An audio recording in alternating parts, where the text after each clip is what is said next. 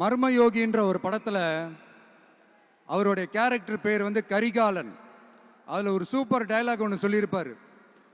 குறி வைத்தால் தவற மாட்டேன், தவறுமானால் குறியே வைக்க மாட்டேன்.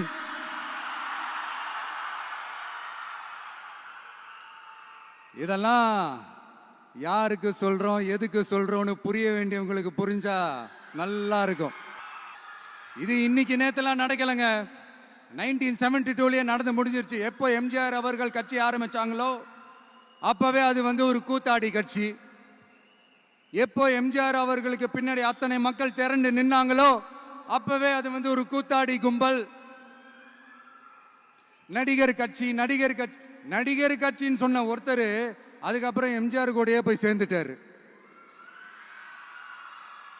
இன்னொருத்தர் இவரெல்லாம் ஒரு ரவுண்டு தாங்க வருவாரு, ரெண்டாவது ரவுண்ட்லாம் காணாம போயிடுவார்னு சொல்ல இன்னொருத்தர் அதுக்கப்புறம் போய் எம்ஜிஆர் கிட்டே போய் சேர்ந்துட்டார். ஸோ இந்த மாதிரி இவங்க ரெண்டு பேர் மட்டும் இல்லை, ஒட்டுமொத்த தமிழ்நாட்டு மக்களும் எம்ஜிஆர் அவர்கள் கூட தானே போய் சேர்ந்தாங்க. அதனால இது வரலாறு. இந்த வரலாறு நம்மளை விட அவங்களுக்கு இன்னும் நல்லாவே தெரியும். அதனால தான் பார்த்தீங்கன்னா 53 வருஷமா அதே கதறல்கள். கூத்தாடி கூத்தாடி கூட்டம்,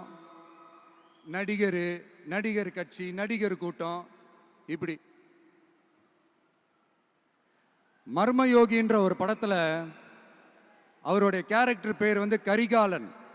அதுல ஒரு சூப்பர் டயலாக் ஒன்று சொல்லியிருப்பாரு.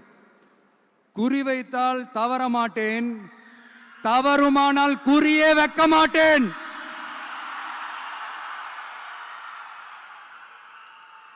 இதெல்லாம் யாருக்கு சொல்றோம், எதுக்கு சொல்றோம்னு புரிய வேண்டியவங்களுக்கு புரிஞ்சா நல்லா இருக்கும்.